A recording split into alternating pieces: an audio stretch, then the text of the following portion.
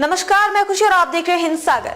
आइए नजर डालते हैं आज की बड़ी खबर पर। राज्यसभा की 12 सीटों के लिए 3 सितंबर को चुनाव। एनडीए के पास 101 सीटें, ये बहुमत के आंकड़े से 13 कम।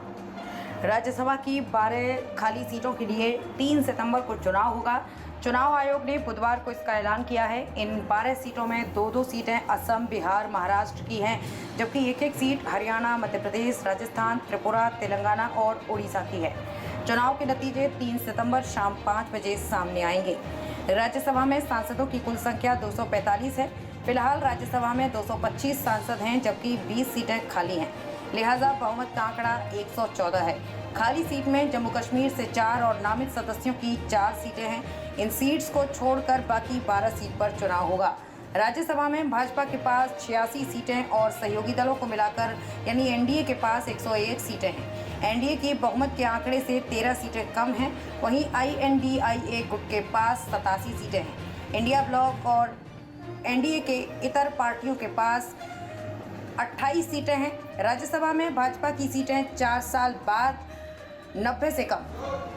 राज्यसभा में बहुमत का आंकड़ा 114 है। एनडीए के पास जो 101 सीटें हैं वो बहुमत के आंकड़े से 13 सीटें कम हैं। इस लिहाज से देखें तो सरकार को बिल पास कराने में परेशानी का सामना करना पड़ सकता है। 13 जुलाई को राज्यसभा में पार्टी के 4 मनोनीत सदस्य सेवानिवृत्त हो गए। इसके चलते 4 साल बाद राज्यसभा में भाजपा की स्ट्रेंथ 90 से नीचे चली गई है। 10 साल में 55 से 101 तक पहुंची भाजपा राज्यसभा में। भाजपा 10 साल में 55 से 101 तक पहुंच गई। भाजपा के 2014 में 55 और 2019 में 90 कट। 2019 में 78 सांसद थे। जून 2020 में ये संख्या 90 हो गई। इसके बाद पार्टी ने 11 सीटें जीती। इससे सदस्यों की संख्या 101 तक पहुंच गई।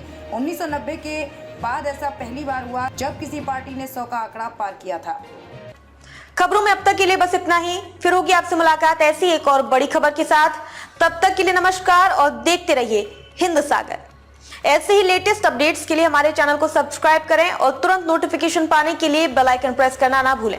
और यदि आप हमें फेसबुक के माध्यम से देख रहे हैं तो हमारे चैनल को फॉलो जरूर करें।